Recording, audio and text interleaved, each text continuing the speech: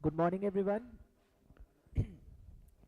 सो आज मैंने आपको कहा था कि जो हम लोगों ने प्रीवियस क्लास में डिस्कस किया था about drought as a creeping disaster, different areas where drought is affecting and different types of vulnerabilities India is facing जब ड्रॉट की बात करते हैं। ठीक है, तो आज हम लोग जो हमने प्रीवियस क्लासेस में ड्रॉट के बारे में डिस्कस किया था उससे रिलेटेड एक क्वेश्चन डिस्कस करेंगे। ये क्वेश्चन यूपीएससी जीएस 3 पेपर में पूछा गया था। 250 वर्ड्स में इस क्वेश्चन को लिखना था। 15 मार्क्स का ये क्वेश्चन था। 2014 में ये पूछा गया था। ये क्वेश्चन ड्रॉट से रिलेटेड डिफरेंट एलिमेंट्स को ज्वाइन करके बनाया गया था। इसमें वेरियस एलिमेंट्स हैं। तो जैसे मैंने बताया था, क्वेश्चन को अटेम्प्ट करने से पहले हम हमेशा क्वेश्चन में मौजूद जितने भी इंपॉर्टेंट एलिमेंट्स हैं उनको मार्क कर लेते हैं और अपने दिमाग में कैसा स्ट्रक्चर बनाना है उसको फ्रेम करेंगे। लेस देन 30 सेकेंड्स में हमें ये काम करना है। ठीक है, बाकी का जो जब हम एक स्ट्रक्चर दिमाग में बना लेते हैं, एक प्लान कर लेते हैं कि क्वेश्चन को अटेम्प्ट कैसे करना है, तो राइटिंग वाला पार्ट हमारे लिए ईजी हो जाता है। रैदर देन आप लिखते लिखते सोचोगे आगे क्या लिखना है, फिर अब क्या लिखना है, फिर ऊपर देखोगे, फिर अब क्या लिखना है, फिर याद करोगे। ये हम लोग यूजुअली करते हैं। ठीक है, तो लिखने का सबसे बढ़िया तरीका क्या है, क्योंकि UPSC exam, civil services examination में जब आप आंसर लिखोगे तब आपके पास टाइम की कमी तो रहेगी रहेगी, ऑब्वियस है। ठीक है, टाइम की कमी है, कंटेंट की भी कमी रहेगी, क्योंकि कंटेंट आपके दिमाग में बहुत सारा होगा। आप उस स्टेज पे होगे कि आप बहुत सब कुछ पढ़ चुके होगे और कंटेंट बहुत सारा होगा। बस उस कंटेंट को छांट के उस टाइम पे याद करके और फिर लिख पाना बहुत मुश्किल होता है।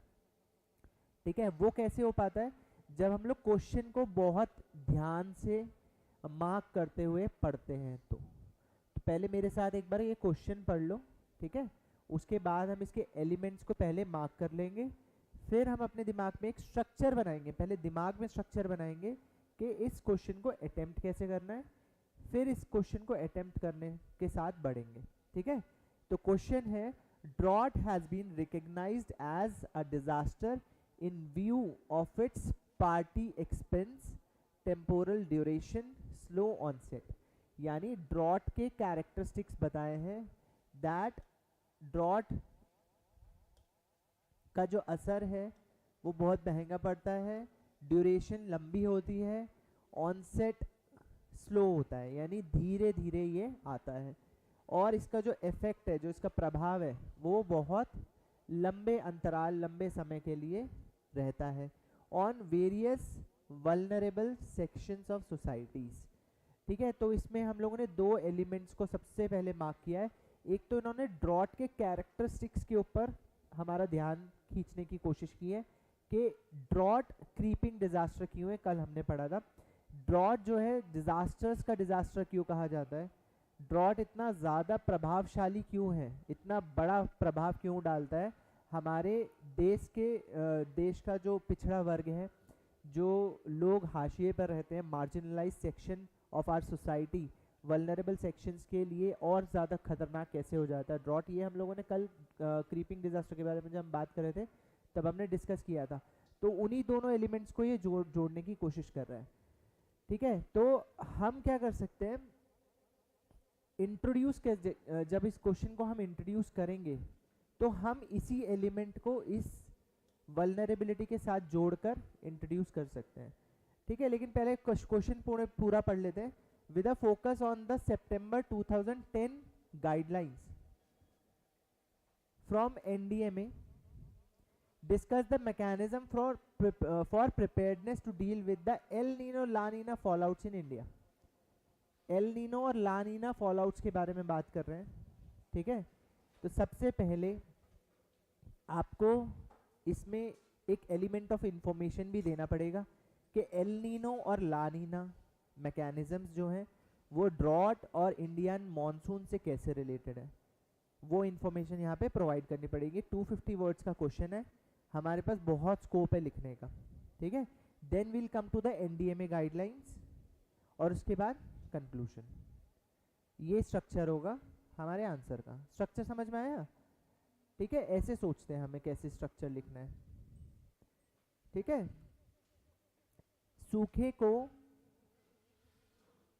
इसके पार्टी व्यय, अस्थायी अवधि, धीमी शुरुआत और विभिन्न संवेदनशील वर्गों पर दीर्घकालिक प्रभाव के मद्देनजर आपदा के रूप में मान्यता दी गई है। राष्ट्रीय आपदा प्रबंधन प्राधिकरण के सितंबर 2010 के दिशा निर्देशों पर ध्यान केंद्रित करते हुए भारत में एल नीनो और ला नीना के प्रभाव से निपटने के लिए तैयारी के तंत्र पर चर्चा करें। ठीक है, और एनडीए में गाइडलाइंस में भी हमें कौन से पार्ट पे ज़्यादा ध्यान देना है, ज़्यादा क्या सिर्फ उसी पार्ट पे ध्यान देना है, कौन से, प्रिपेयर्डनेस वाले पार्ट पे। एक हैक और एक चीट बता देता हूँ तुम्हें। ठीक है, देखो डिजास्टर मैनेजमेंट में प्रिपेयर्डनेस में क्या आएगा, अगर तुम भूल भी गए हो एग्जैक्ट चीज़ें तो वही आएगा सब चीज़ें जो बाकी डिजास्टर्स में है। प्रिपेयर्डनेस में क्या करोगे, अर्ली वार्निंग सिस्टम्स बेटर होने चाहिए आपके, रिस्क असेसमेंट अच्छा होना चाहिए। ठीक है, तीसरा रिसोर्स मोबिलाइजेशन होना चाहिए, कम्युनिटी इंगेजमेंट होना चाहिए। दैट्स इट, प्रिपेयर्ड हो गए आप। ये हैक है, अगर आपको स्पेसिफिकली नहीं याद यू कैन राइट दीज। ठीक है, तो क्वेश्चन की जब शुरुआत करेंगे तो हम लोग सबसे पहले ड्रॉट कैसे एक क्रीपिंग डिजास्टर है उससे स्टार्ट करेंगे। ठीक है, तो सबसे पहले आप लोग अपनी इंट्रोडक्शन लिखो। ठीक है, भारत के समाज के बारे में लिखो, ड्रॉट के क्रीपिंग इफेक्ट के बारे में लिखो। ड्रॉट एज अ डिजास्टर, सूखा एक आपदा के रूप में एक दीर्घकालिक प्रभाव छोड़ता है, लॉन्ग ड्यूरेशनल इफेक्ट होता है उसका। ठीक है, और इसका ऑनसेट जो है वो स्लो होता है, धीरे धीरे धीरे आता है। आई एम नॉट डिक्टेटिंग, क्या देख रहे हो, मैं बता रहा हूँ। ठीक है, ठीक है, फिर इंडियन सोसाइटी के बारे में लिखेंगे हम।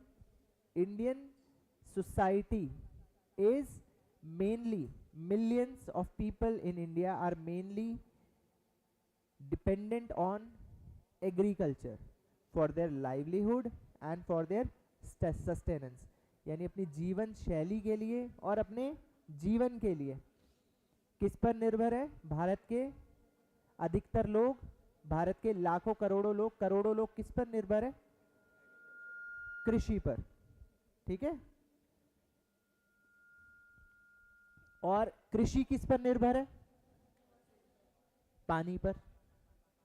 ठीक है, बस हो गया लिंक, हो गया कि नहीं, दोनों चीजें लिंक हो गई, ड्रॉट, एग्रीकल्चर, वाटर और ड्रॉट के इफेक्ट्स। ठीक है, लिखो।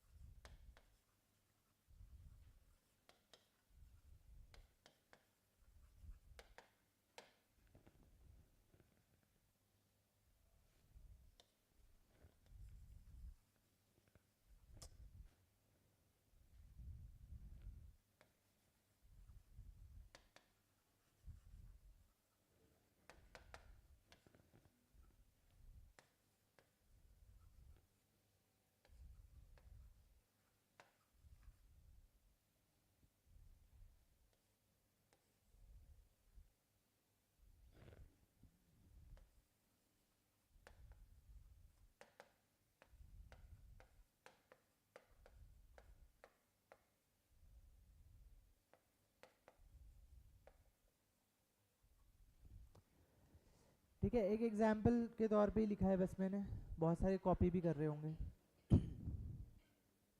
Drought with is extensive reach, slow onset, prolonged socio-economic impact poses a significant threat to India, where agriculture is the backbone of country's socio-economic structure. ठीक है,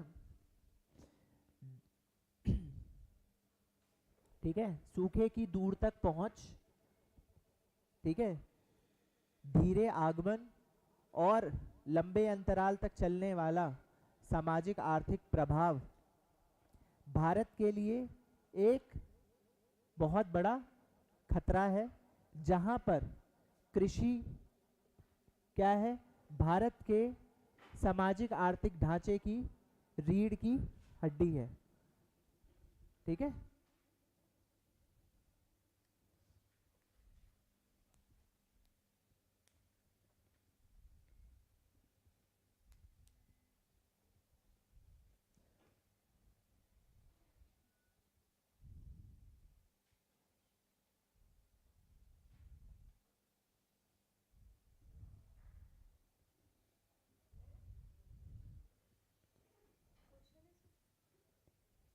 good morning.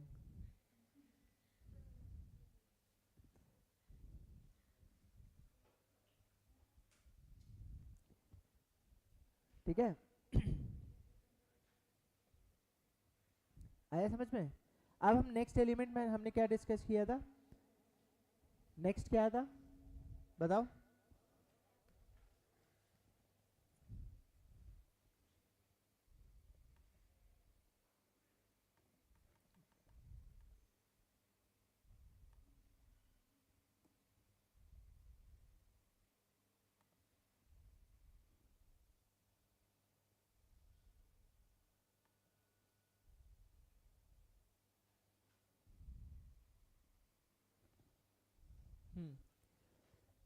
बताओ next क्या discuss किया था हमने?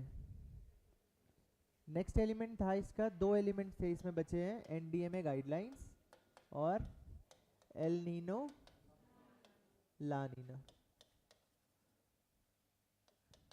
ठीक है, तो अब लिखो, एक स्टेटमेंट आएगा इसमें कि एनडीएमए ने सूखे से निपटने के लिए, सूखा प्रबंधन के लिए विशेष दिशा निर्देश दिए हैं, जिसमें एल नीनो और लानीना का सूखे पर पड़ने वाले प्रभावों को भी ध्यान में रखा गया है। एक स्टेटमेंट ये हो गया। ठीक है, नेक्स्ट स्टेटमेंट क्या होगा? अब हेडिंग बनेगी आपकी effect of ENSO on drought and rainfall patterns in India. ठीक है, ENSO is El Nino and southern oscillation cycle, जिसके अंदर एल नीनो और लानीना आते हैं। ठीक है, तो एक स्टेटमेंट लिखा हमने, एनडीए में has released guidelines, detailed guidelines to mitigate the impact of drought in India, which covers the effects and threats posed by El Nino and La Nina mechanisms. ठीक है, एक स्टेटमेंट हो गया हमारा। लिखना सिखा रहा हूँ, लिखने सीखने पे ध्यान देना है, कंटेंट पे ध्यान मत देना। कंटेंट चेंज होता रहेगा हर क्वेश्चन में, हमें ये देखना है स्टेप वाइज मैनर में हम कैसे टैकल कर रहे हैं क्वेश्चन को, उस चीज़ पे ध्यान देना है। ठीक है, आप लोग बहुत सारे लोग लिखते हो तो दिक्कतें आती है ना, वो चीज़ पर ध्यान देना है आपको। ठीक है, उसके बाद हम लोग हेडिंग क्या डालेंगे, मैंने बताया L Nino Southern oscillation ENSO cycle. ठीक है, एनसो में सदर्न ऑसिलेशन इसलिए बोलते हैं क्योंकि देखो ये हमारा इक्वेटर है, ये ऑस्ट्रेलिया है और ये साउथ अमेरिका है। ये जो भी साइकिल है, ये जो भी चक्र है, इसका प्रभाव कहाँ पर है? पूरे दुनिया पर है। बट ये पैदा कहाँ से होता है? साउथ में, पृथ्वी के दक्षिण में, इस वजह से इसको सदर्न ऑसिलेशन बोलते हैं। ऑसिलेशन का मतलब होता है, पेंडुलम देखा है आपने, मतलब इधर से उधर, इधर से उधर, इधर से उधर होता रहता है। सेम हर 4 से 5 साइकिल में एल नीनो जब आता है तब ऑस्ट्रेलिया का ये वाला जो भाग है वो क्या हो जाता है, ठंडा, कोल्ड, ठीक है। और ये साउथ अमेरिका का भाग ये जो है ये क्या हो जाता है, गर्म। और नॉर्मल कंडीशंस में ऐसा नहीं होता। नॉर्मल कंडीशंस में ये एरिया कैसा रहता है, वार्म, ठीक है, जैसे जिसकी वजह से यहाँ पे बारिश होती है, ठीक है। यहाँ पर हमारा क्या है, south east Asia, Indonesia, Philippines, etcetera etcetera, ठीक है। यहाँ पर भी वही प्रभाव पड़ेगा जो यहाँ पड़ता है, ये याद रखना। और यहाँ पर क्या है आपका भारत, तो भारत के ऊपर भी प्रभाव पड़ता है वही, बस बट लेकिन जो चीज़ यहाँ हो रही है उसकी तीव्रता, उसकी क्षमता ऊपर जाते जाते क्या हो जाती है, कम। जैसे यहाँ पे अत्यधिक सूखा पड़ेगा, सीवियर ड्रॉट, यहाँ पर ड्रॉट, और यहाँ पर लेट मॉनसून या लेस रेनफॉल या ड्रॉट की कंडीशंस हो सकती है, बट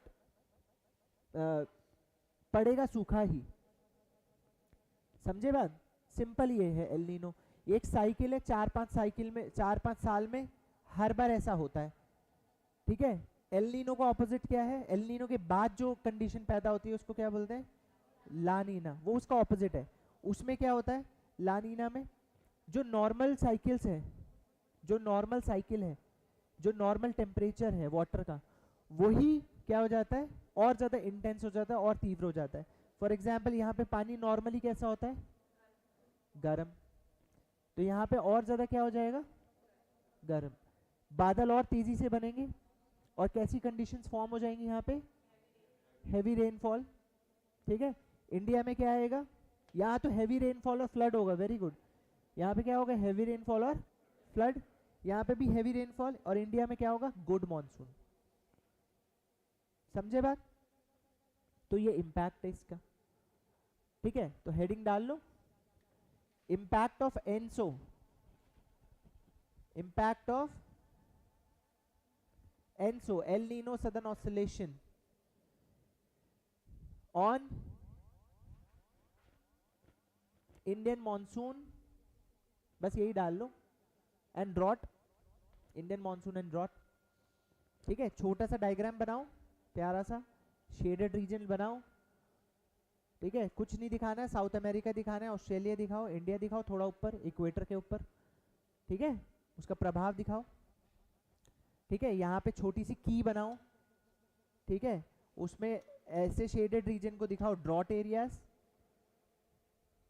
ठीक है, और डॉटेड रीजन को दिखाओ कैसे, रेनफॉल एरियाज, ठीक है। बस मैप में शेड कर दो, लिखो, फिर लिख दो एक लाइन में, directly proportional, inversely proportional. El Nino का प्रभाव क्या होता है, सिंपल भाषा में लिखो, जब El Nino Southern Oscillation, El Nino Southern Oscillation एक चक्रीय प्रणाली है, it is a cyclic effect which reoccurs every 4 to 5 years, ठीक है। In the southern part of the world, दुनिया के दक्षिणी छोर पर, पूर्वी ऑस्ट्रेलिया में, और साउथ अमेरिका के कौन से पश्चिमी भाग में, जब समुद्री पानी का तापमान क्या हो जाता है, विपरीत हो जाता है, बदल जाता है, ठीक है। उसके वजह से पैदा होने वाली क्लाइमेटिक कंडीशंस, उसके वजह से पैदा होने वाली जलवायु दशा, ठीक है, उसको बोलते हैं हम एनसो। अब वो अगले पॉइंट में वो समझाओ कि एल नीनो जब आता है, ठीक है, तो साउथ अमेरिका में क्या हो जाता है, अटाकामा डेजर्ट, डेजर्ट का नाम लिखो, ठीक है। पूर्वी ऑस्ट्रेलिया में क्या होता है वो लिखो, और भारत में क्या होता है वो लिखो, ठीक है। बस 2 लाइन का ये हो गया हमारा कंटेंट।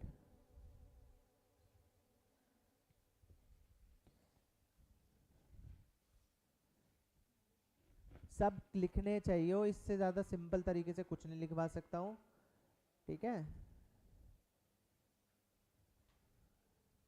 ये हाथ पकड़ के लिखवाना ही है, बहुत आराम से धीरे धीरे सिखा रहा हूँ, लिखना सीखो। पढ़ तो हम सब रहे हैं 3-4 क्लासेस में, है ना। अभी लिखना सीखो, इतना अच्छा मौका नहीं मिलेगा, सच बता रहा हूँ, ऐसे कहीं पे भी नहीं सिखाया जाता है लिखना, प्यार से धीरे धीरे आराम से क्वेश्चन दिखा दिखा के।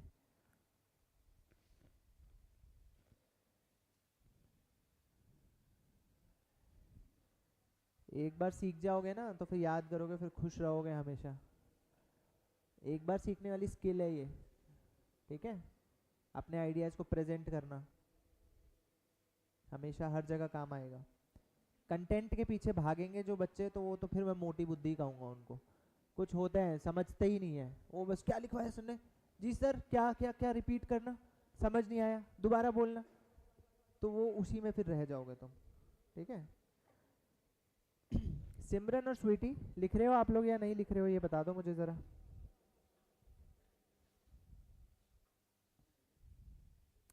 क्लास में ही क्वेश्चंस कर लो, पीवाईक्यूज आधे तो क्लास में करा दूंगा, थोड़े बहुत बचेंगे, थोड़े बहुत खुद कर लेना। आज 2024 वाले क्वेश्चंस भी डिस्कस करूंगा मैं, 2024 में अभी क्या पूछे हैं, और तुम लोगों को देख के ना मज़ा आ जाएगा 2024 वाले क्वेश्चंस, कॉन्फिडेंस आएगा अपने अंदर कि भाई हम लोग बिल्कुल सही एरिया में प्रिपरेशन कर रहे हैं।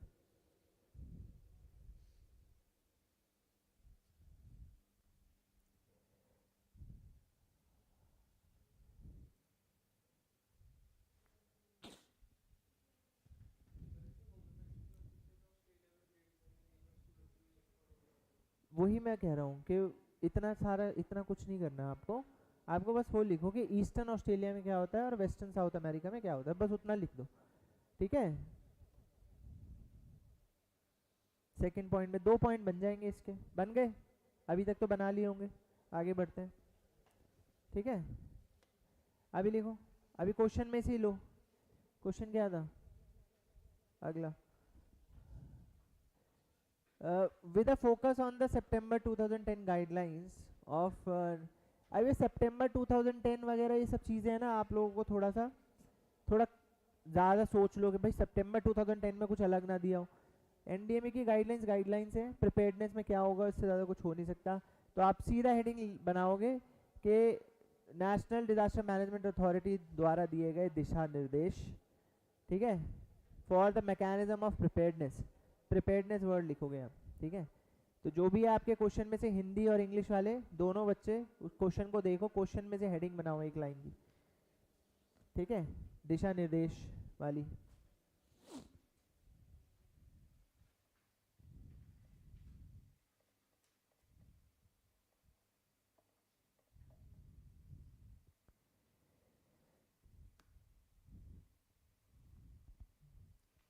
ठीक है, राष्ट्रीय आपदा प्रबंधन प्राधिकरण द्वारा दिए गए दिशा निर्देश, यानी ऐसे लिख सकते हो आप लोग,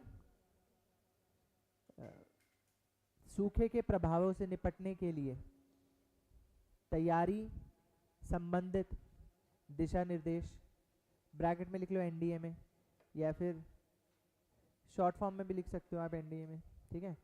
कैसी भी हेडिंग बना लो, एक लंबी सी बन जाएगी। बन गई, ये हमारे आंसर की फाइनल एंड हेडिंग होगी जो हमारी अब क्वेश्चन का कंटेंट बनाएगा, ठीक है। तो सबसे पहले क्या लिखोगे इसमें बताओ,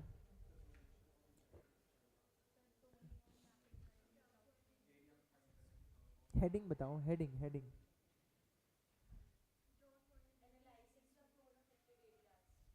हम्म, हम्म,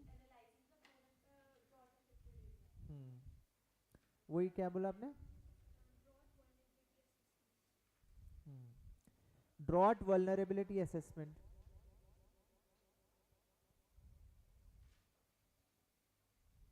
ड्रॉट वल्नरेबिलिटी असेसमेंट,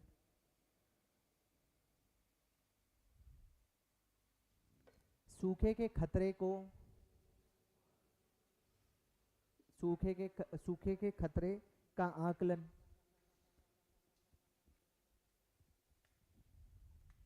ठीक है। फिर उसमें लिखो क्या क्या टेक्नोलॉजीज इस्तेमाल करोगे, जोनेशन करेंगे, कैटेगराइजेशन करेंगे, मैपिंग करेंगे, ठीक है। इसमें हम क्या यूज़ करेंगे, GIS technology, remote sensing, satellite technologies, ठीक है। इंडियन मेट्रोलॉजिकल डिपार्टमेंट इसमें काम करेगा। इसके बाद फिर क्या आएगा हमारा, पूर्व चेतावनी प्रणाली, early warning systems, second point. पहला, असेसमेंट ऑफ वल्नरेबिलिटी, ठीक है। सेकेंड, अर्ली वार्निंग सिस्टम्स, ठीक है।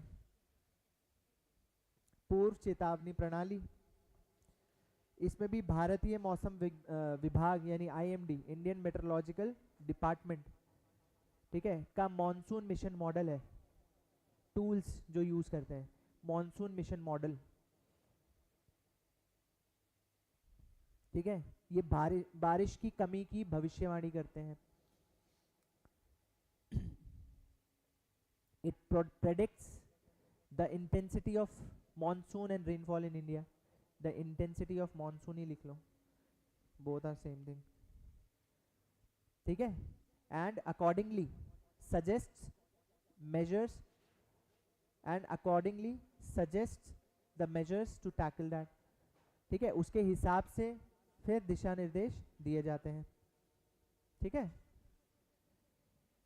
समझ गए? ये दो चीजें तो असेसमेंट और फिर अर्ली वार्निंग सिस्टम्स तो हमेशा ही होता है प्रिपेयर्डनेस में, ठीक है। उसके बाद फिर क्या होगा,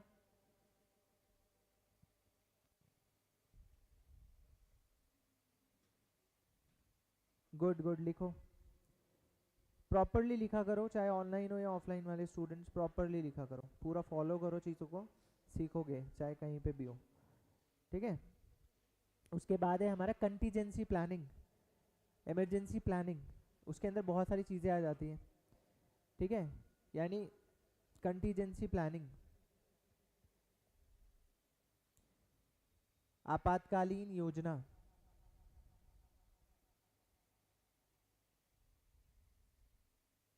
इसमें हम लोग क्या बनाएंगे, region and sector specific planning, region and sector specific, क्षेत्र विशेष योजनाएं बनाएंगे।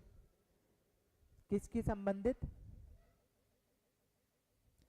पहला तो वाटर मैनेजमेंट या जल प्रबंधन, जल संरक्षण,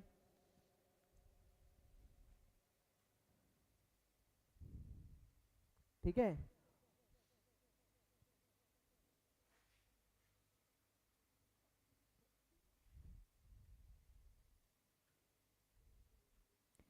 इसका एग्जाम्पल दे सकते हो, राजस्थान और महाराष्ट्र में according to the NDMA guidelines अगर ड्रॉट प्रेडिक्ट होता है, सूखे की चेतावनी होती है, तो राजस्थान और मध्य प्रदेश, राजस्थान और महाराष्ट्र के इलाकों में ऐसी फसलों को बढ़ावा दिया जाता है जो कि वाटर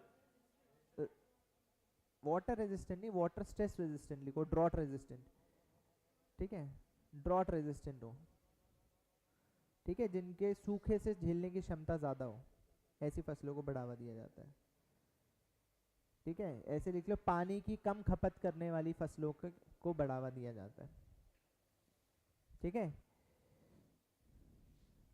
जैसे गेहूं की जगह चने, ठीक है, बाजरा,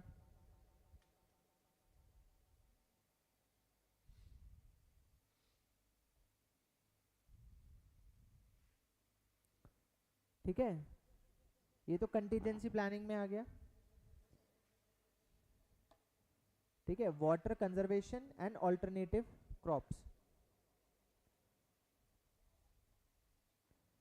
ऑल्टरनेटिव क्रॉप्स वैकल्पिक फसलें, वो इसी के अंदर हेडिंग में आ गया, तो आपने लिख भी दिया। उसके बाद फिर आप सबसे इंपॉर्टेंट क्या है आपका, संसाधन जुटाना, अगली हेडिंग बनेगी आपकी संसाधन जुटाना, रिसोर्स मोबिलाइजेशन। जो आप लोगों ने मेरे को एक वो दिया था जब हम लोग पढ़ रहे थे मिटिगेशन के स्टेप्स में, सबसे पहले क्या हुआ इसमें, अनाज भंडारण, ग्रेनरीज, ठीक है, वाटर स्टोरेज सिस्टम्स, अनाज और पानी का भंडारण करना,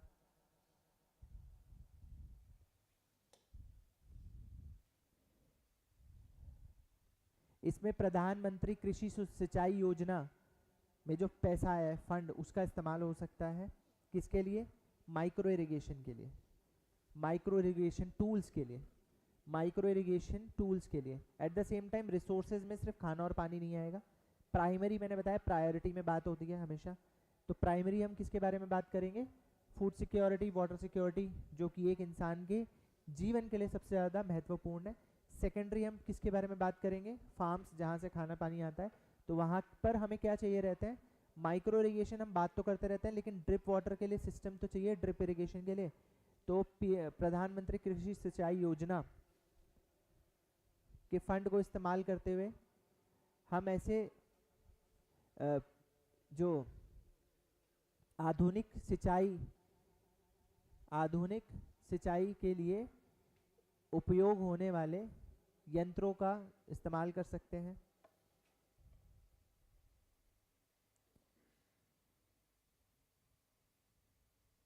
ठीक है, सूक्ष्म सिंचाई प्रणाली को बढ़ावा देने के लिए सूक्ष्म सिंचाई यंत्र इकट्ठे कर सकते हैं इस फंड को इस्तेमाल करके।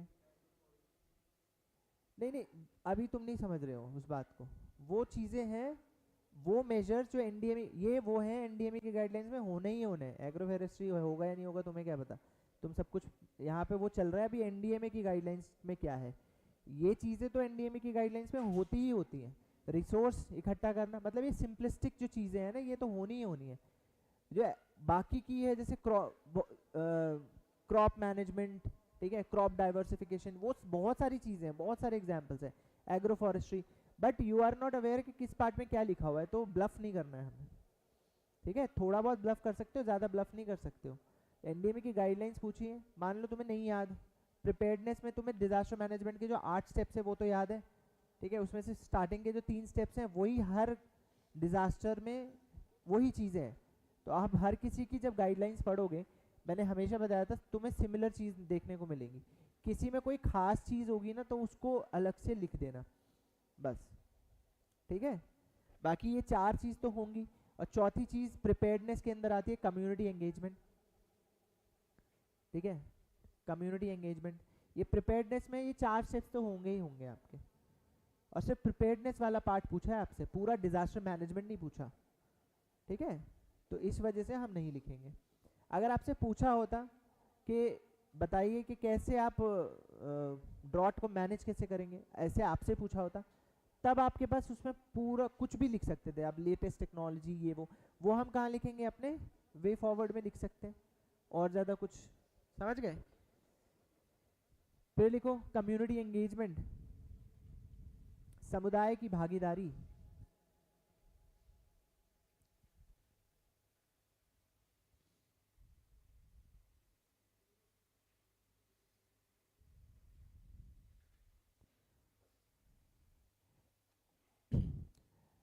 तो इसमें लिख सकते हो समुदाय को सूखे से निपटने के लिए सशक्त करना, सूखे के प्रभावों से निपटने के लिए सशक्त करना। ठीक है, उनकी ट्रेनिंग करना, empowering the communities to fight the effects of drought,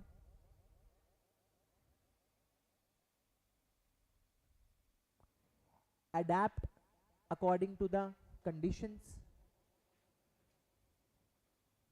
and resource management. ये तो हमें कम्युनिटीज को ही सिखाना पड़ेगा, यानी अपने आप को परिस्थिति के हिसाब से ढालना और संसाधनों का प्रबंधन, ये मेन चीज़ें सिखाओगे आप, 3 चीज़ें कम्युनिटी को। ठीक है, कि पानी कैसे बचाना है, रिसोर्स, मेन रिसोर्स तो पानी है। ठीक है, इसमें मैंने बताया हमेशा एग्जाम्पल्स बड़े काम आते हैं। तो इसमें क्या एग्जाम्पल लिखोगे? जल शक्ति अभियान, इसमें एक बेहद उपयुक्त मुहिम हो सकती है।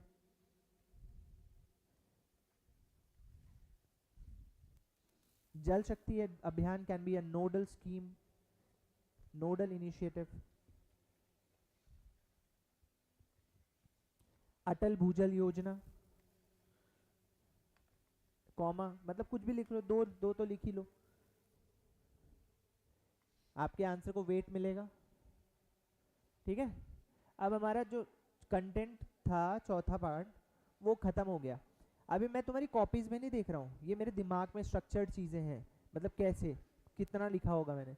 अभी तुम देखो तुम्हारी कॉपी का लगभग 1.5 पेज कंप्लीट हो गया होगा। हो गया 1.5 पेज? कितने हो गए? 2 हो गए? 1.5 से 2 कंप्लीट हो गए होंगे। अभी तीसरा पेज बचा है जो हम आधा भरेंगे कंक्लूजन से। देख लो, ये होता है स्ट्रक्चरिंग, समझे? ये होता है ना, ओवर राइटिंग होती है उससे, ना अंडर राइटिंग होती है, प्रॉपर स्ट्रक्चर में आंसर लिखने, इसी को कहते हैं। ठीक है, अब हम आ जाते हैं अपने कंक्लूजन पे। ठीक है,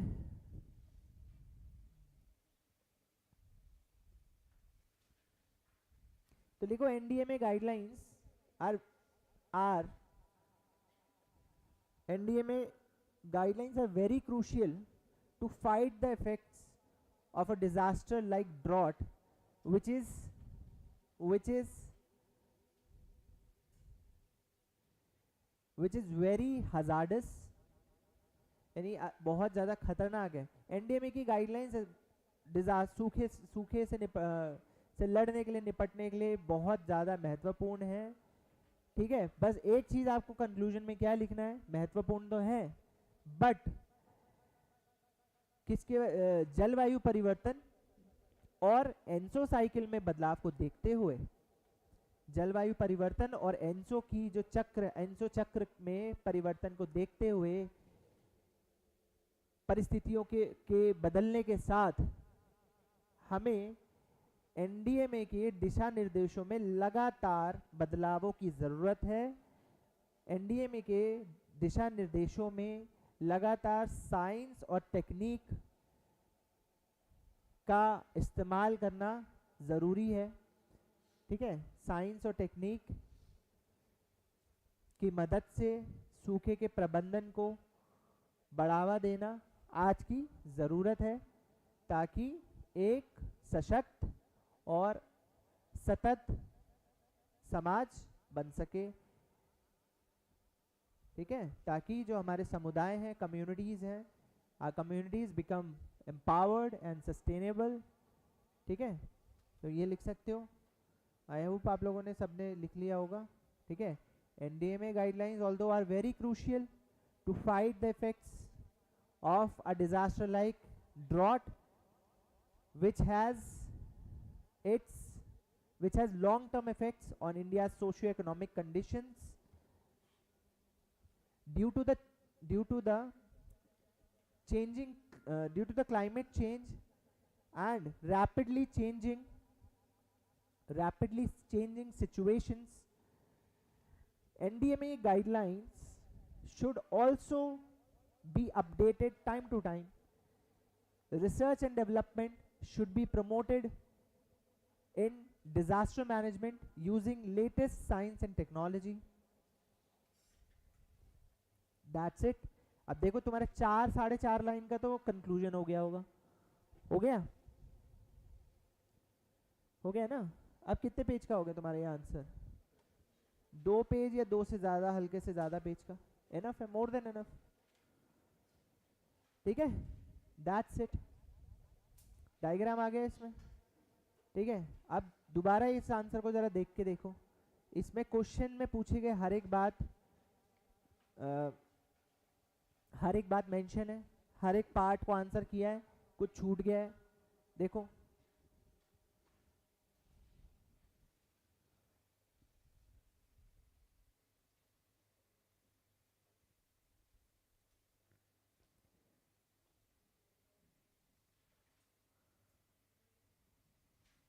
बताओ, हो गया ना?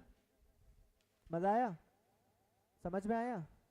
ठीक है, दोनों चीज़ें होनी चाहिए, समझ भी आना चाहिए, मज़ा भी आना चाहिए, ऐसा लगना चाहिए कि कुछ सीखा, समझ में आया। ठीक है, आंसर कैसे लिखते हैं, स्ट्रक्चर करते हैं। अच्छा ये बताओ, हिंदी मीडियम के स्टूडेंट्स सबने लिख लिया अच्छे से? इंग्लिश मीडियम वालों ने सबने लिख लिया अच्छे से? कोई डाउट तो नहीं आया? ठीक है, ठीक है। देखो स्ट्रक्चर करना है, हमारा तरीका यही रहेगा हमेशा, और कोई तरीका है नहीं इसमें लिखने का। ठीक है, या तो आप जनजात क्या हो, बहुत ज़्यादा क्रिएटिव, आप कुछ भी आपके सामने पूछा जाए आप लिख लो आपको, लेकिन फिर भी उसमें तरीका तो बताना ही पड़ेगा ना तो हमारे एग्जाम में जो पूछा जाता है उसका तरीका ये है, 30 सेकेंड्स को आराम से इस्तेमाल करना है, ठीक है। 30 सेकेंड्स, घड़ी हमेशा अपने सामने रखो लिखते समय टेबल पे, ठीक है। जैसे ही पढ़ना शुरू किया, सबसे पहले क्वेश्चन पढ़ते हुए अंडरलाइन करो क्वेश्चन को, उसके पार्ट्स को अंडरलाइन करो। पहले ही सोच लो मैं इंट्रोडक्शन किस बारे में लिखूंगा या लिखूंगी, क्या मैं डेफिनेशन लिख के काम चला लूँ यहाँ पर। लेकिन जब इस तरह का क्वेश्चन है जिसमें पूरा एलाबरेट करके आपको पहले ही घटना के बारे में जानकारी दे रखी है, ड्रॉट के बारे में जानकारी दे रखी है, तो उससे जानकारी तुम क्या दोगे परिभाषा में, ये बताओ, है ना। तो तुम्हें क्या करना है, उसमें कुछ और एलिमेंट जोड़ना है, या क्वेश्चन में जैसे सोसाइटी या वल्नरेबल सेक्शंस के बारे में बात की गई थी तो उसको जोड़ दोगे, ठीक है। वल्नरेबल सेक्शंस को, हाँ इसको आंसर में एक कमी रह गई है, इस आंसर में वल्नरेबल सेक्शंस का वाला पार्ट जो है ना उसको थोड़ा एलाबरेट किया जा सकता है अभी भी, ठीक है। क्या नहीं, इसमें हमारी एक चीज़ रह गई सही में, तो वल्नरेबल सेक्शंस जो है फार्मर्स के बारे में हमने लिखा ही नहीं है, तो इसमें वो वाला पार्ट ना प्रिपेयर्डनेस में ऐड कर लेना, उसमें इंश्योरेंस स्कीम्स के बारे में आ जाएगा, ठीक है। तो उसमें वो सेफ्टी नेट का एक आप डाल सकते हो हेडिंग, सेफ्टी नेट, और उसको थोड़ा एलैबोरेट करके 4-5 लाइंस वहाँ पर अच्छे से दो एग्जाम्पल्स के साथ, ठीक है, ताकि वल्नरेबल सेक्शन के ऊपर थोड़ा ध्यान जाए, ठीक है। आप कंक्लूजन में भी वल्नरेबल सेक्शंस के बारे में कुछ ऐड कर सकते हो, ठीक है। तो वहाँ पर हमारा फिर आंसर कंप्लीट है, ठीक है ना। आप देखो तो मैं दिखाता हूँ, मैंने तुम्हें क्या बताया था रिपीटेड क्वेश्चंस के बारे में, 2024 का क्वेश्चन है, ये देख लो।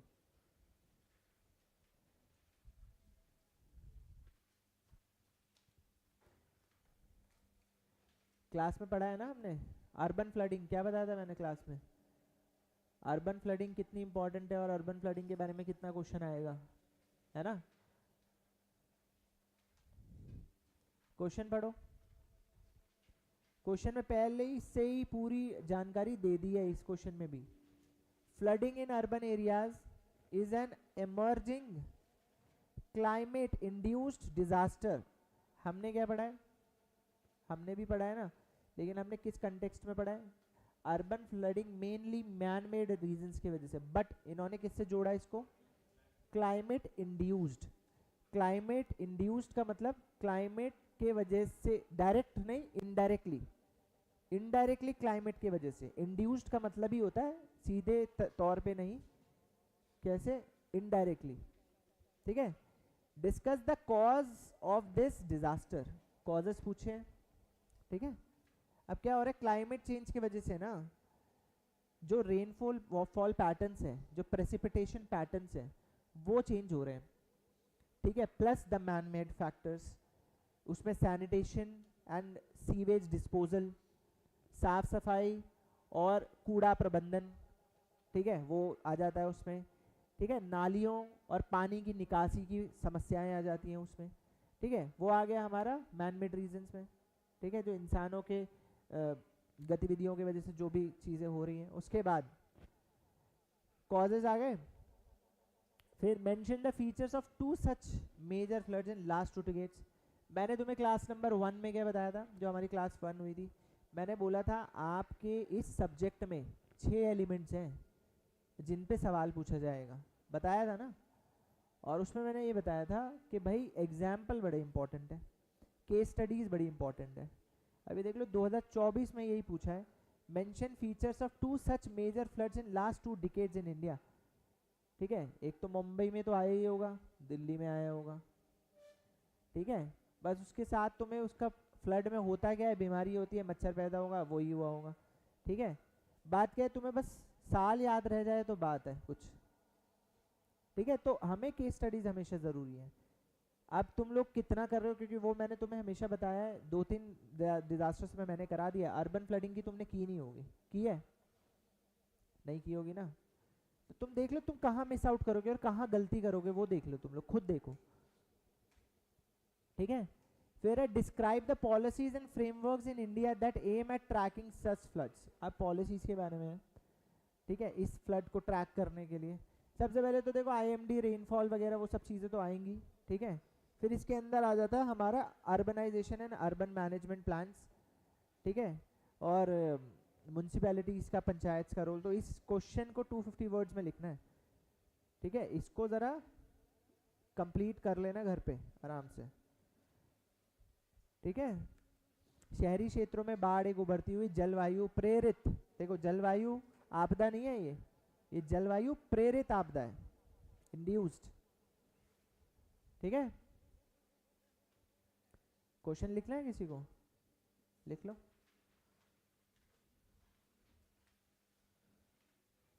वैसे 2024 क्वेश्चन पेपर GS3 सर्च करोगे मिल ही जाएगा, ठीक है। 2024 का पेपर सर्च कर लेना, मिल ही जाएगा, वो उसमें ही मिल जाएगा, GS3 का पेपर, ठीक है। अभी तो हम इस बारे में बात नहीं कर रहे हैं। अब मैं बताता हूँ तुम्हें, मैंने बताया था तुम्हें ये एक ही पेपर के सवाल है। कल मैंने तुम्हें परसों से ही बता रहा हूँ, और ड्रॉट क्यों 2-3 क्लासेस में कवर हो रहा है, इसका एक रीज़न है। मैंने बताया था ड्रॉट से रिलेटेड क्वेश्चंस ना आपके बहुत पूछे जाएंगे, GS1 में भी पूछे जाएंगे, GS3 में भी एक से ज़्यादा क्वेश्चन हो सकते हैं। अब ये देखो एक ही पेपर में देखना कितने क्वेश्चन है। अब ये क्वेश्चन क्या है, इनडायरेक्टली रिलेटेड है, GS3 में ही पूछा है। What are the major challenges faced by the Indian irrigation system in recent times, state the measures taken by the government for efficient irrigation management. देखो हाल के समय में भारतीय सिंचाई प्रणाली के सामने कौन कौन सी प्रमुख चुनौतियां हैं, ठीक है। कुशल सिंचाई प्रबंधन के लिए सरकार द्वारा उठाए गए कदमों का उल्लेख करें, ठीक है। और 250 शब्दों में लिखना है। तो ये करते हैं हम लोग, क्योंकि तुम लोगों ने तो इरिगेशन की स्कीम्स भी पढ़ी हैं, ठीक है। तो बताओ क्या चैलेंजेस हैं, व्हाट आर द चैलेंजेस, फटाफट बताओ। आज मेरे को ऑनलाइन ना आंसर्स आ नहीं रहे हैं भाई, जल्दी जल्दी मेरे को लिखते जाओ, कुछ ना कुछ पॉइंट्स बताते जाओ। अभी इसमें इनपुट का टाइम है, फटाफट लिखो स्वीटी और सिमरन। क्या लगता है क्या क्या चैलेंजेस फेस कर रहे हैं आज के टाइम पे। सबसे पहला चैलेंज क्या है हमारे भारत में इरिगेशन सिस्टम का,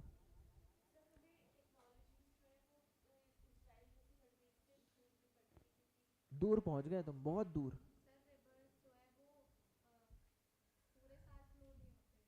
हम्म तो फिर हमें क्या करना पड़ेगा, जब पूरे साल नदियाँ बहती नहीं है, इसके लिए हम एक चीज़ कर सकते हैं कि नदियों को पूरे साल बहा सकते हैं, कहीं पे जाके नल खोलना पड़ेगा। नहीं देखो तुम लोग, प्रॉब्लम अभी क्या है ना, दिमाग में बहुत चीज़ें हैं लेकिन उसको प्रेजेंट करना मुश्किल हो जाता है। तो पहली चुनौती हमारे सामने ये है, डिपेंडेंस ऑन रेनफॉल। आपने जो बोला सही बोला, उस रीज़न की वजह से ही हमारे देश में हमारी निर्भरता किस पे है, बारिश पर। किसके लिए, सिंचाई के लिए। और प्रॉब्लम ही बारिश के साथ क्या है कि भारत के अधिकतर हिस्से में उतनी बारिश नहीं हो पाती, या बारिश का पानी क्या हो भी जाता है तो आजकल अर्बनाइजेशन की वजह से, डिफॉरेस्टेशन की वजह से ग्राउंड वाटर रिचार्ज नहीं हो पाता, ठीक है। भूजल दोबारा से बन नहीं पाता, समझ गए बात, ये प्रॉब्लम्स है। तो सबसे पहली प्रॉब्लम ये, देखो कितनी सिंपल चीज़ें हैं, आती नहीं है बस दिमाग में, प्रॉब्लम ही है, ठीक है। तो पहला चैलेंज क्या है, डिपेंडेंस ऑन रेनफॉल, बारिश पर निर्भरता। अरे वो तो बताओ पहले, इंट्रोडक्शन तो बताओ, फैक्टर्स पे पहुंच गए। लो हिंदी में देख लो, हिंदी में बताया तो मैंने अभी क्वेश्चन पढ़ के।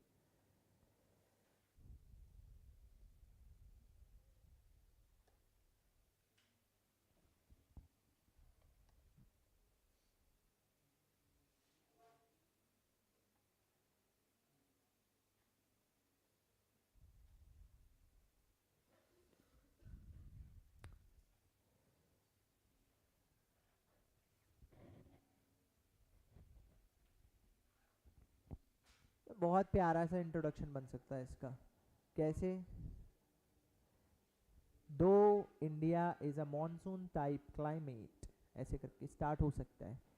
But intensity of rainfall in India varies through out it's geography. and irrigation systems in India are based on the rainfall primarily, then lakes and rivers. ठीक है, lakes and rivers in most of the country are again dependent on rainfall for their existence. For example, perennial rivers. Oh, I'm sorry, peninsular rivers. Peninsular rivers, perennial को peninsular बोला, oh sorry, peninsular को perennial बोल दिया मैंने, ठीक है। तो peninsular reverse, तो जो पेनिनसुलर रिवर्स हैं वहाँ पर पानी कहाँ से आता है, वो भी बरसात से आता है। झीलों में पानी कहाँ से आता है, वो भी बरसात से आता है, ठीक है। तो भारत में जो सिंचाई का जो तरीका है, ठीक है, और जो भारत में सिंचाई पर लोग कैसे निर्भर हैं, ठीक है, सिंचाई की किस प्रणाली का उपयोग होता है, ठीक है, भारत में जो कृषि है उसकी क्या निर्भरता है, उसको समझाते हुए आप इंट्रोडक्शन स्टार्ट कर सकते हो, ठीक है। तो भारत ये एक सिंचाई प्रणाली के सामने चुनौतियां तो बाद में डिस्कस करेंगे, पहले डिस्कस करो कि भारत में सिंचाई प्रणाली है कैसी, उसको इंट्रोडक्शन में लिखो। तो लिखो भारत में सिंचाई प्रणाली के बारे में अगर बात की जाए तो फिर क्या हो सकता है उसमें, वो लिखो पूरा, ठीक है। भारत में सिंचाई प्रणाली किस किस चीज़ पर डिपेंडेंट है, बारिश पर, नदियों पर, तालाबों में, जिसमें प्रमुख निर्भरता किस पर है, बारिश पर, ठीक है। हिमालयन रिवर्स को अगर छोड़ दिया जाए तो फिर भारत के क्या होगा, मेजर एरियाज में क्या फ्लो हो रही है, पेनिनसुलर रिवर्स और उनकी स्ट्रीम्स, जो कि कौन रिचार्ज करता है, रेनफॉल, ठीक है। तो ये भारत में सिंचाई प्रणाली है। भारत में सिंचाई प्रणाली में और क्या क्या उपयोग में आता है वो लिख लो, ठीक है। ट्यूबवेल्स, कैनाल सिस्टम्स जो कि रिवर्स से लिए जाते हैं ज़्यादातर, ठीक है। तो मेन डिपेंडेंस किसकी है हमारी, क्या क्या इस्तेमाल किया जाता है, किस किस तरह की सिंचाई प्रणाली इस्तेमाल की जा सकती है, जो तुम्हें याद आता है वो लिख लो, एक्सेट्रा लिख देना बस साथ में, ठीक है। वो हो गया तुम्हारा इंट्रोडक्शन, लिखो लिखो, बता दिया सब कुछ, तुम्हारे ऊपर छोड़ रहा हूँ, अब लिखो। इससे ज़्यादा क्या बताएगा कोई इंसान बेचारा, है ना, बता तो दिया सब कुछ, अब लिखो।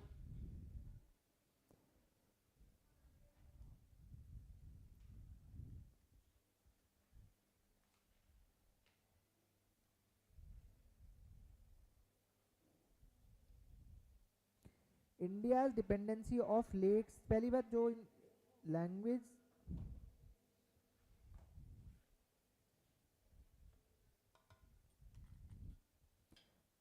दिखाऊं, इधर को करो जरा,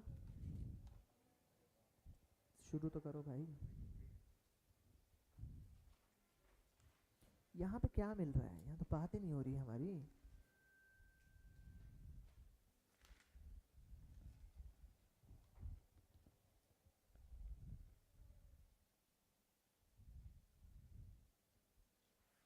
हाँ बताओ,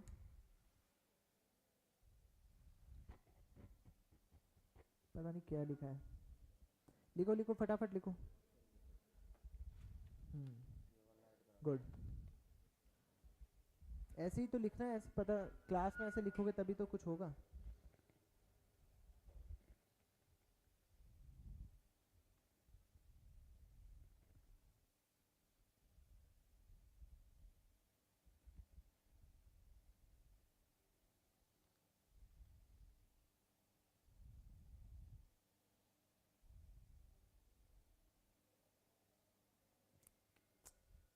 उल्टा ही लिखना है तुम्हें, है ना, बोला मैंने, क्या लिख के आ रहे हो। India's irrigation system is mostly dependent on Himalayan reverse, monsoon rainfalls, वो लिखो पहले के। Indian irrigation system is mostly dependent upon, जो सबसे ज़्यादा डिपेंडेंट किस पे है, डायरेक्टली रेनफॉल पर, पहले वो लिखो, ठीक है। उसके बाद फिर आगे की चीज़ें लिखो, ठीक है। सबसे ज़्यादा रेनफॉल पे डिपेंडेंट है, ठीक है। फिर पेनिनसुलर रिवर मेजर एरिया है तो पेनिनसुलर रिवर और उसकी स्ट्रीम्स कवर कर रहे हैं ना, ठीक है। और फिर हिमालयन रिवर, ठीक है। डायरेक्टली और इनडायरेक्टली किस पे डिपेंडेंट है? रेनफॉल पे सबसे ज़्यादा डिपेंडेंट है, ठीक है। Apart from that other dependencies are there, वो मेंशन करो।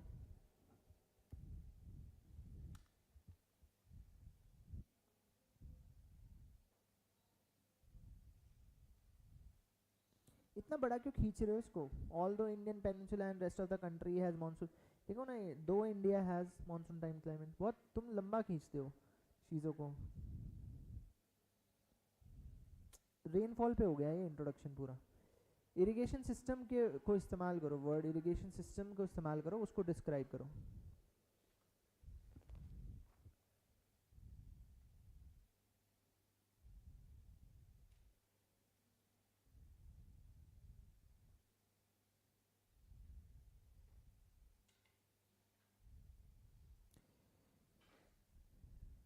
ये यहाँ तक तो ठीक था, अब बस लिखो ना डिपेंडेंसी के ऊपर कि इंडिया का जो इरिगेशन सिस्टम है वो क्या किस चीज़ के ऊपर डिपेंडेंसी है।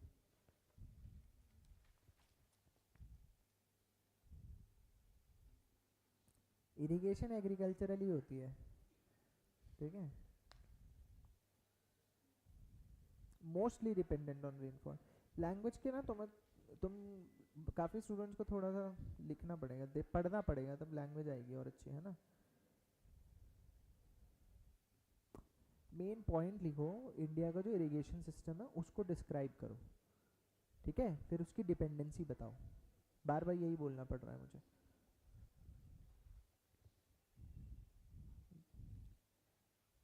कहाँ से स्टार्ट है?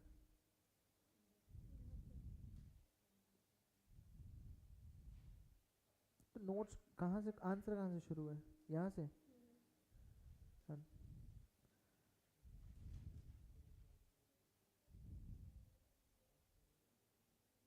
ये पूर्ण विराम क्यों लगाए यहाँ पर? इसके अलावा भी बाकी निर्भरताएं हैं, उनको भी लिखो, एक प्रॉपर सेंटेंस बना के लिखो, ठीक है। और क्या क्या क्या इस्तेमाल होता है?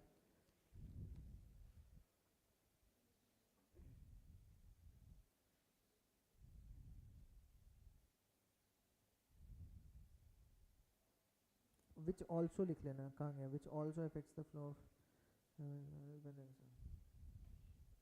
Good.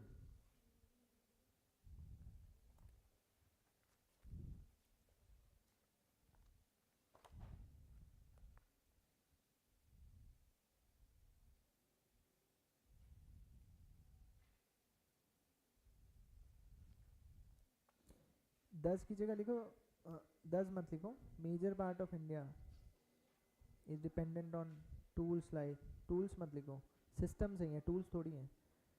Tube wells, canals etcetera for irrigation as rainfall, making making rainfall as a primary factor, ऐसे करके कुछ लिखो।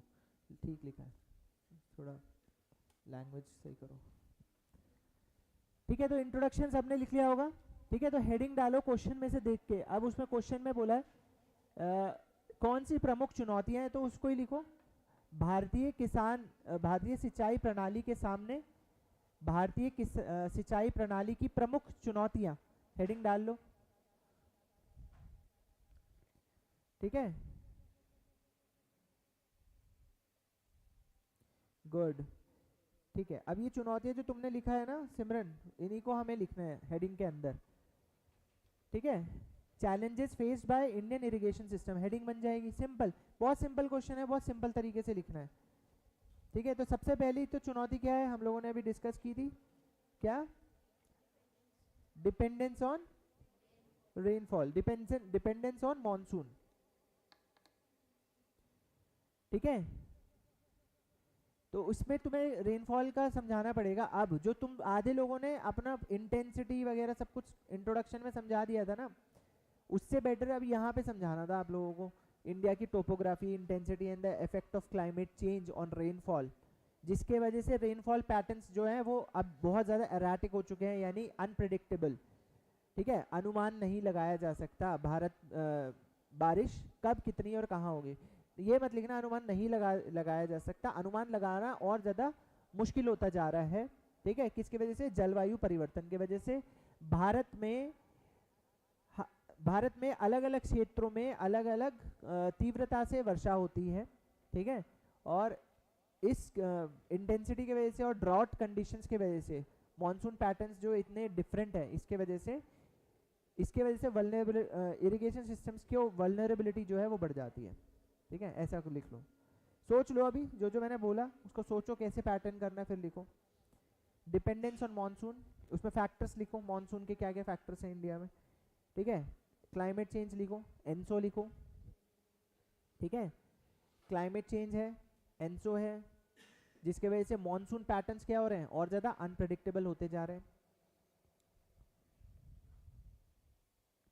ठीक है। और सीवियरली ये इफेक्ट सबसे ज़्यादा कहाँ करता है, सूखा प्रभावित क्षेत्रों पे, ड्रॉट प्रोन एरियाज पे सबसे ज़्यादा इसका प्रभाव पड़ता है।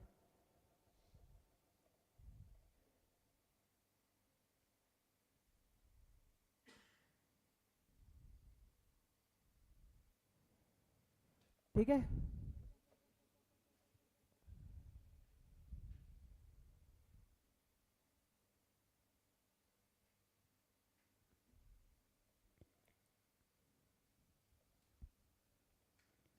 तो अगला पॉइंट तुम बना सकते हो वाटर मिसमैनेजमेंट के बाद बारे में, ठीक है। वाटर मिसमैनेजमेंट या फिर इनएफिशिएंट यूज ऑफ वाटर,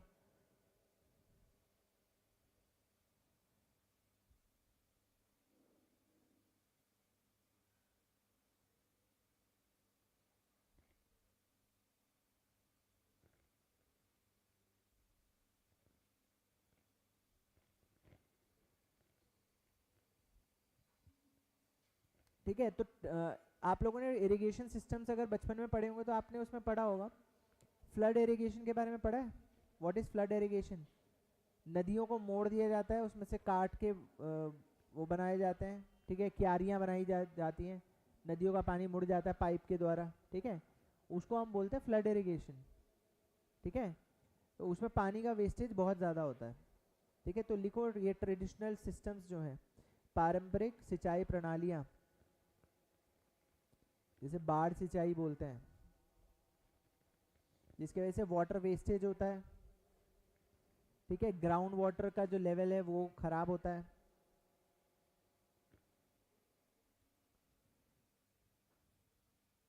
पारंपरिक सिंचाई प्रणालियाँ पानी वेस्ट करती हैं, जैसे ट्यूबवेल, एग्जाम्पल लिखो इसमें, ट्यूबवेल हो गया, बाढ़ सिंचाई प्रणाली हो गई,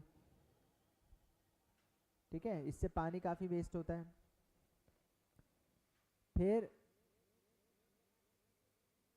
कम होता हुआ भूजल, ये तीसरा पॉइंट है, डिप्लीटिंग ग्राउंड वाटर।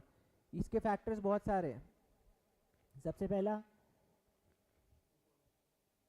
पहला तो है, वो है भूजल का अत्यधिक उपयोग, ग्राउंड वाटर का ओवर एक्सप्लॉयटेशन, ठीक है। उसके बाद फिर deforestation, unplanned urbanisation, example cementing of road, ठीक है, अव्यवस्थित शहरीकरण,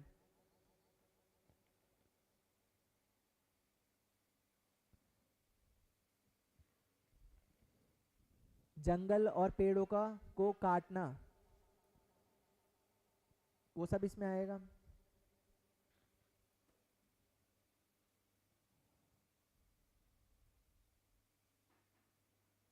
लिख लिया? उसके बाद लिखो एजिंग इंफ्रास्ट्रक्चर,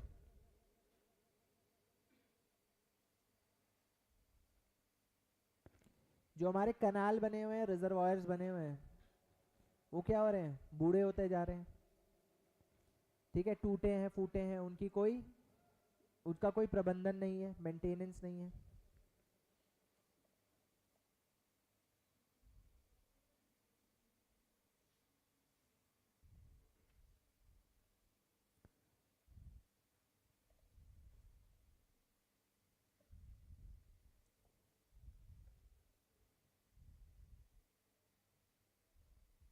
ठीक है। लिख लिया? पूरा ओल्ड एजिंग इंफ्रास्ट्रक्चर, पुरानी आधारभूत संरचना,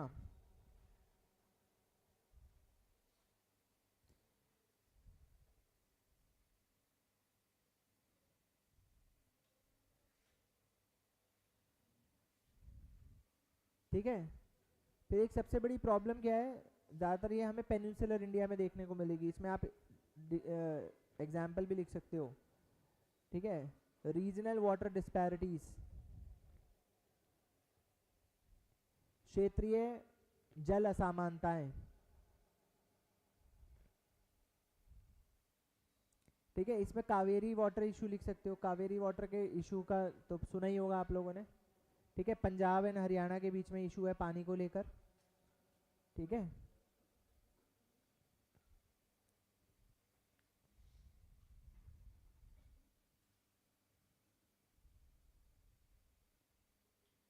एग्जाम्पल्स लिख लेना इसमें, ठीक है। भारत में रिवर्स को चैनलाइज करने में सबसे बड़ा चैलेंज ही तो ये है, हम बोलते हैं कि चैनलाइज करो रिवर को, रिवर चैनलाइजेशन से कुछ होगा। बहुत सारे चैनल रिवर्स को सिर्फ जोड़ देंगे तो ऐसा सब कुछ सॉल्व नहीं हो जाएगा, उससे पूरे एनवायरनमेंट, इकोलॉजी और नई बाउंड्रीज बन जाएंगी, ठीक है। नए इकोलॉजिकल निशेज बनेंगे, नए इकोलॉजिकल सिस्टम्स बनेंगे, नई इकोलॉजी बनेगी, ठीक है, नए बायोम्स बनेंगे उसके वजह से। कावेरी किसके बीच में बताओ, देखो कर्नाटका और ये तमिलनाडु, हरियाणा पंजाब। हरियाणा पंजाब में जितनी भी जा रही है सतलज वगैरह सब, ठीक है, इरिगेशन के लिए जो डिपेंडेंट है। आपने वो देख सुना नहीं, पंजाब में एक और इशू भी है, जो उसका पानी मोड़ दिया था राजस्थान के लिए, हाँ, इंदिरा गांधी नहर, वो भी तो इशू है। उसमें लोगों का प्रोटेस्ट है, बस किसान नहीं चाहते। वो SYL, सतलज यमुना कैनाल, सिद्धू मूसेवाले का गाना था उसके प्रोटेस्ट में, ठीक है, लिख लिया। फिर पर्यावरण की समस्याएं, एनवायरमेंटल प्रॉब्लम्स भी हैं। अत्यधिक सिंचाई से जल भराव हो जाता है,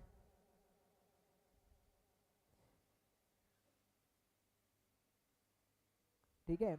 जो मिट्टी की उत्पादकता है, प्रोडक्टिविटी है, वो कम हो जाती है।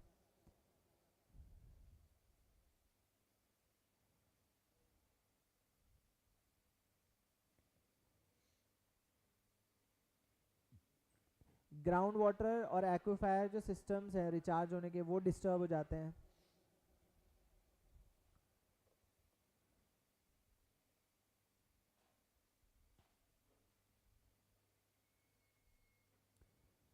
ठीक है, अब इसमें अगला एलिमेंट क्या है, ये तो मेजर चैलेंजेस हो गए, और इसके अलावा किसी को कुछ याद आ रहा है तो बताओ जरा, लिख लेते हैं वो भी। गुड, बताओ। हाँ हो गया, उसमें अभी हमने किया ना, अत्यधिक सिंचाई, एनवायरमेंटल इम्पैक्ट हो गया।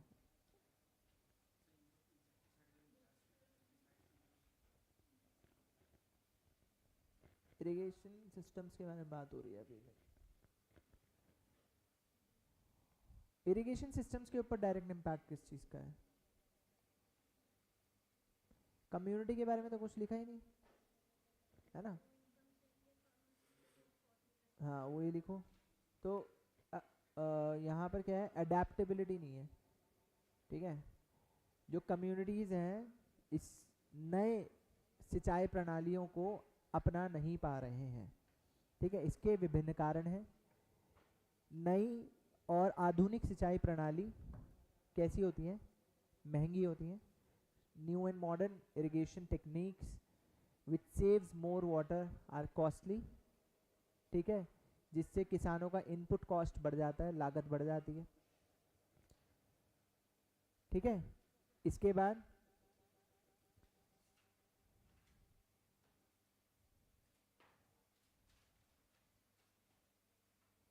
ट्रेडिशनल टेक्निक्स और कस्टम्स पर अधिक भरोसा, ठीक है। ट्रेडिशनल टेक्निक्स और कस्टम्स पर अधिक भरोसा, पारंपरिक तकनीकों पर और प्रणालियों पर अधिक भरोसा, more trust and more dependence on traditional and cultural irrigation practices, ठीक है। तो फिर एक और चीज़ लिखना, low literacy low literacy in agrarian communities,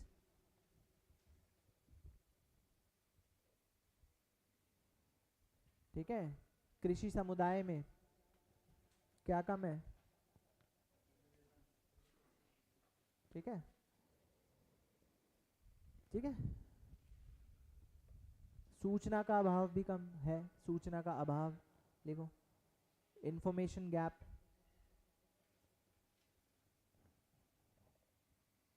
ये एक प्रॉब्लम है। अब बताओ और कुछ याद आ रहा है, और कुछ लिख सकते हैं हम यहाँ पर। Community covered, geographical factors covered, human made factors covered, environmental factors covered, it's all right, ठीक है। अब नेक्स्ट स्टेप पे आओ। बहुत सिंपल क्वेश्चन है, इससे डायरेक्ट क्वेश्चन ये होते हैं डायरेक्ट क्वेश्चन। इसमें बोला ये लिखो, फिर उसने बोला है अगला, state the measures taken by the government, सरकार ने क्या किया है वो बताओ, ठीक है। तो अब हेडिंग डाल लो। इसमें तो हेडिंग बनाना कितना मुश्किल क्या है बताओ, क्या बनाओगे हेडिंग, बस, ठीक है। Steps taken by the government for efficient irrigation management. इस वजह से स्कीम्स एंड इनिशिएटिव्स इतने इंपॉर्टेंट होते हैं, समझे। अब हम लोग वही अपनी नॉलेज का इस्तेमाल करेंगे जो मैंने तुम्हें होमवर्क में करना, इसलिए होमवर्क करना इतना ज़रूरी होता है कि मैंने बताया मेरी क्लासेस होती है प्री प्लान्ड, लगभग 3-4 क्लासेस में अपने दिमाग में सोच के रखता हूँ कि मैं कैसे पढ़ाऊँगा, समझ गए, और कैसे वो रिवीजन भी हो जाएगा तुम्हारा। अब तुम अगर होमवर्क ही नहीं करके आओगे तो मेरी तो प्री प्लानिंग सारी ऐसी धरी की धरी रह जाएगी ना। पिछले 2 क्लासेस से मैं तुम्हें होमवर्क दे रहा हूँ, ठीक है, ताकि तुम इनिशिएटिव्स को थोड़ा अवेयर हो जाओ, क्योंकि मुझे पता है हम लोग क्वेश्चन करेंगे आगे ऐसा, और वो हमारा डिस्कशन होगा, दोबारा पढ़ेंगे, रिवीजन हो जाएगा, दिमाग में कहीं ना कुछ सेटलमेंट हो जाएगा। लेकिन जो लोग बिल्कुल ही ध्यान नहीं देते हैं, कुछ काम नहीं करना, ठीक है, बस मूर्ति की तरह बैठ जाते हैं, सुनते रहते हैं, पन्ने पलटते रहते हैं, बस बंद हो गए पन्ने पलटने एकदम से ठीक है, तो उनका तो फिर कुछ नहीं हो सकता, सच बता रहा हूँ, ठीक है। तो इनिशिएटिव्स लिखो, अब क्या क्या लिखोगे। सबसे पहले तो प्रधानमंत्री कृषि सिंचाई योजना, ठीक है, प्रधानमंत्री कृषि सिंचाई योजना, इसकी थीम क्या है,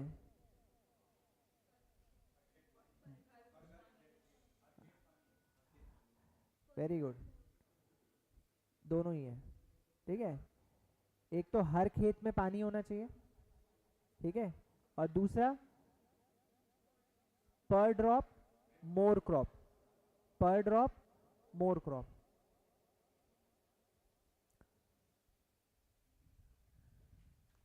ठीक है। जैसे ये इंग्लिश लाइन है, इंग्लिश सेइंग है, तो इसको जब आपको हिंदी में लिखना हो तो वो भी बता देता हूँ मैं कैसे लिखते हैं, ठीक है। जब आप लिखोगे पर ड्रॉप मोर क्रॉप, पर ड्रॉप जो भी लिखोगे, ठीक है, पर ड्रॉप मोर क्रॉप लिखोगे ना तो आप इन्वर्टेड कॉमास में लिख लेना, ठीक है, समझे। और थोड़ा इटैलिक्स में, ठीक है।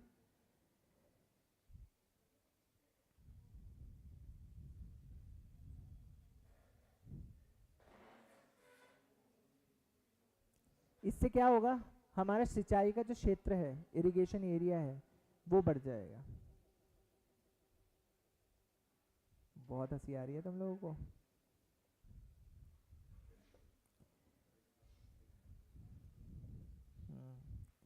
ठीक है। उसके बाद फिर माइक्रो इरिगेशन योजनाएं, schemes for implementation of micro irrigation plans, ठीक है, जैसे ड्रिप और स्प्रिंकलर सिस्टम्स को बढ़ावा देना, ठीक है। फिर एक हमने पढ़ी थी अटल भूजल योजना,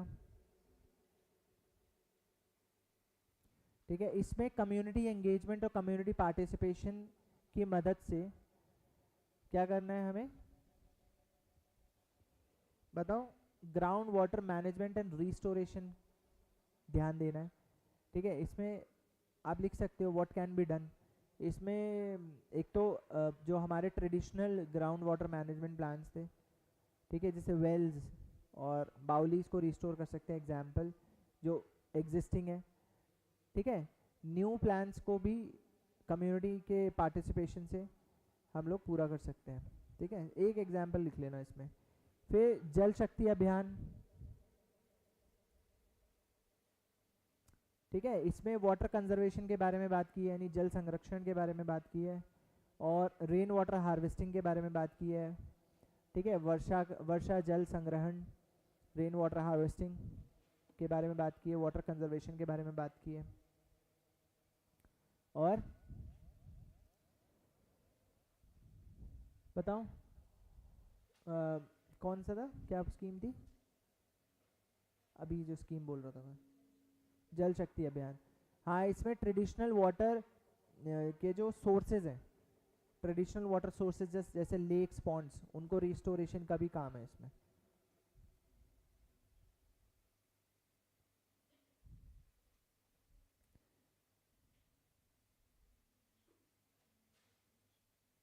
ठीक है, फिर इंफ्रास्ट्रक्चर, जो हमारी वहाँ पे चैलेंजेस थी उन्हीं को हम लोग लिख लेते हैं अब दो तीन। देखो दो तीन चैलेंजेस थे इंफ्रास्ट्रक्चरल डेवलपमेंट में। आप किसने मेरे को फंड का नाम बताया था कल? एग्रीकल्चरल इंफ्रास्ट्रक्चर फंड, ये भी गवर्नमेंट का इनिशिएटिव है, बिल्कुल लेटेस्ट इनिशिएटिव है, ठीक है। एग्रीकल्चरल इंफ्रास्ट्रक्चर फंड, ठीक है, सीधी सी बात है, आधारभूत ढांचे को मजबूत करने के लिए फंड है,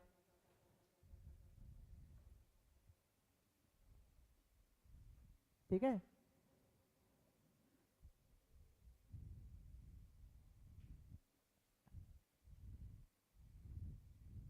फिर इसमें देखो एक पर्यावरण की समस्याएं थी, तो बिना साइंस एंड टेक्नोलॉजी के तो हम छोड़ेंगे नहीं इसको आंसर को। तो इसमें हम लोगों ने एक पढ़ा था कि कैसे आईएमडी पहले से ही प्रेडिक्ट करता है, ठीक है, और फिर कम्युनिटीज़ को गाइड करता है कि आप कौन सी क्रॉप उगा सकते हो, इरिगेशन का कौन सा पैटर्न अपना सकते हो, ठीक है। तो वो वाला पार्ट हम इसमें लिख सकते हैं, ठीक है, लिख लो।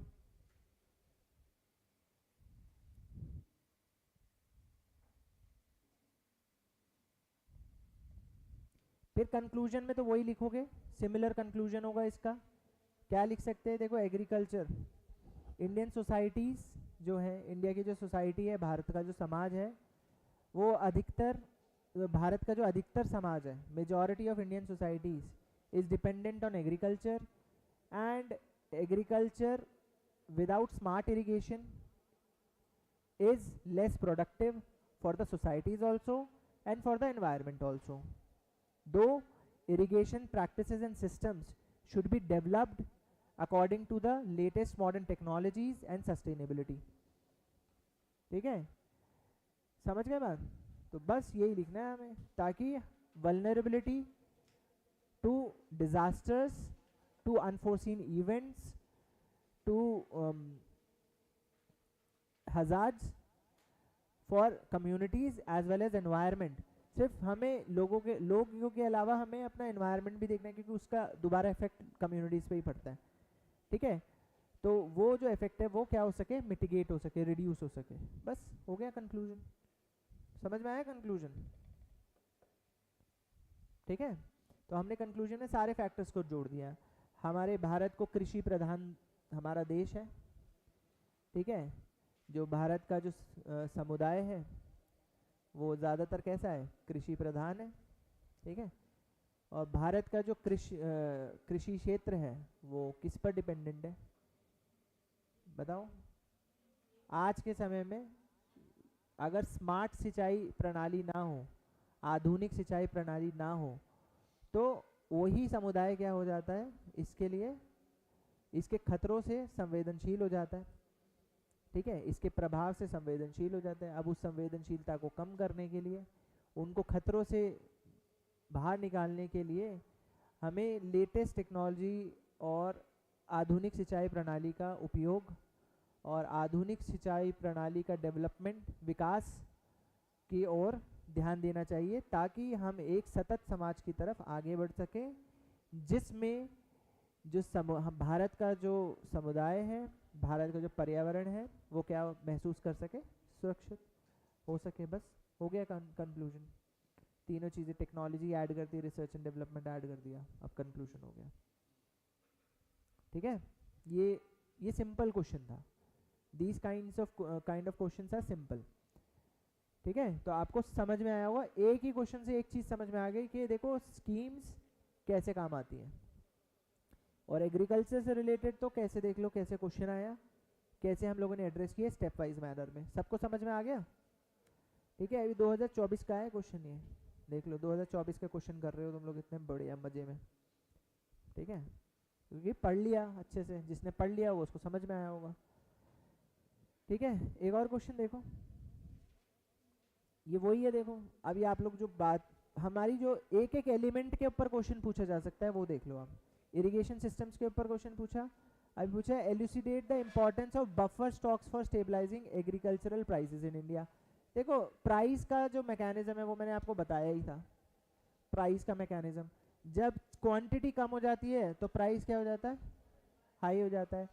ठीक है, क्लाइमेट चेंज की कंडीशंस में जब रेनफॉल ज़्यादा हो गई या कहीं ओले पड़ गए या कहीं सूखा पड़ गया, इस तरह की जो कंडीशंस हैं इसमें किसका लॉस हो जाता है, एग्रीकल्चरल प्रोडक्ट का।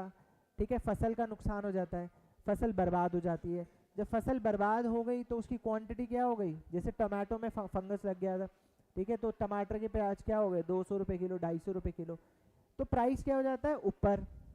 ठीक है, ऐसे एरियाज में, हालांकि ये इकोनॉमी से रिलेटेड क्वेश्चन थोड़ा सा ज़्यादा है, बट ये सारे फैक्टर्स देखो रिलेटेड है, तभी ये GS3 में एक साथ पढ़े जाते हैं। ठीक है, बफर स्टॉक्स को क्यों मेंटेन करना चाहिए, इंफ्रास्ट्रक्चर से रिलेटेड क्वेश्चन ज़्यादा है ये।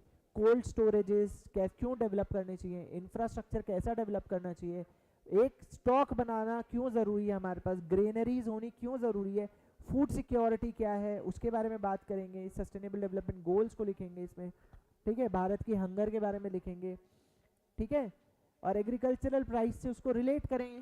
ठीक है, उसमें रीसेंट एग्जाम्पल्स लिखेंगे। टमाटर का दाम, तुम सोचते होगे कि ये हो गया वो हो गया, तुम एस्पिरेंट्स हो, तुम्हारे लिए उसका कॉज पता होना, प्राइस ऊपर जाना, इवेंट, और वो कौन से महीने में हो कौन से साल में हो, उसको एक छोटे से डायरी में नोट कर लिया करो। इसलिए मैं बोलता हूँ न्यूज़पेपर पढ़ते हो तो आपके पास एक अलग कॉपी तो होनी चाहिए, एग्जाम्पल के साथ आप लिख सकते हो। ठीक है, what are the challenges associated with storage of buffer stock, storage के साथ क्या क्या चैलेंजेस हैं। स्टोरेज के साथ सबसे बड़ा चैलेंज तो इंफ्रास्ट्रक्चरल हर्डल है। ठीक है, जब कहीं पे भी कोई चीज़ स्टोर करते हो तो उसके मैनेजमेंट के लिए आपको ह्यूमन रिसोर्स की भी ज़रूरत पड़ती है। ठीक है, तो उसकी अवेलेबिलिटी कम है तो किसान का और उनका खर्चा बढ़ जाता है। अगर स्टोरेज गवर्नमेंट अपने पास ले लेती है तो स्टोरेज की मेंटेनेंस, क्वालिटी मेंटेनेंस, वो अलग चीज़ हो जाती है। फिर स्टोरेज में करप्शन भी हो सकता है, ब्लैक मार्केटिंग हो सकती है। ठीक है, जिसकी वजह से स्टोरेज तो बनाया किस लिए, इमरजेंसी के टाइम पे बचाने के लिए, लेकिन वो स्टोरेज क्यों किया जा रहा है, पैसा कमाने के लिए। तो बहुत सारे चैलेंजेस इसमें एसोसिएटेड चैलेंजेस आ जाएंगे, वो हम लोग बाद में इकोनॉमी में पढ़ेंगे। But I am just showing you how these questions are related, कैसे रिलेटेड क्वेश्चंस पूछे जाते हैं।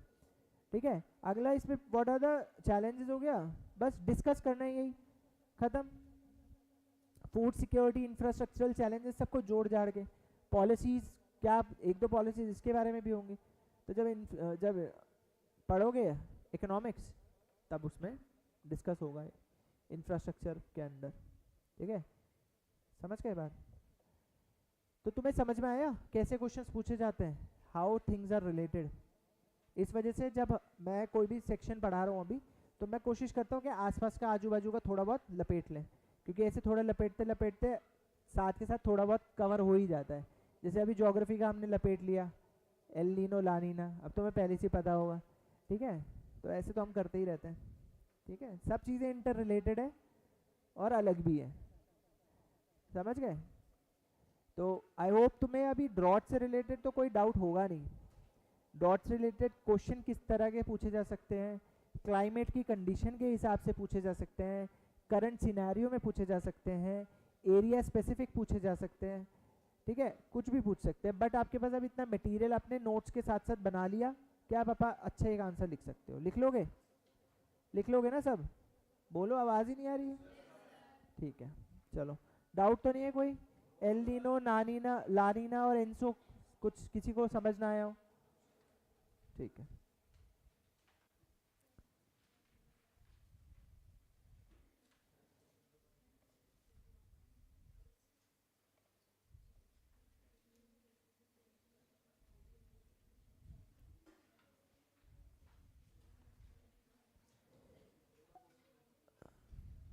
यार 2024 का पेपर डाउनलोड कर लो यूपीएससी का, मिल जाएंगे उसमें।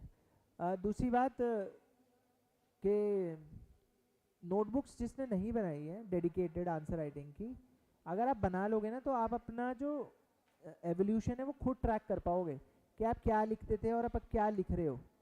इस वजह से एक डेडिकेटेड नोटबुक बना लो, जिस दिन प्रैक्टिस करते हैं उस दिन हेडिंग डाल लेना प्रैक्टिस। अगर मैं कोई एज अ टेस्ट देता हूँ तो टेस्ट भी उसी में लिख के क्लास में चेक करा लिया, ठीक है। अगर कुछ होमवर्क देता हूँ तो उसकी हेडिंग डाली होमवर्क और वो कर लिया, ठीक है। ऐसे करके एक आपकी जब नोटबुक रहेगी और आप मेरे से चेक कराते रहोगे तो आप अपनी जर्नी खुद ट्रैवल कर देख पाओगे कि आप कैसा लिख रहे हो और कैसा आपकी मतलब जर्नी क्या रही है, ठीक है। आप कहाँ से कहाँ पहुँचे हो, पहला कैसे लिखते थे, अब कैसे लिखते हो।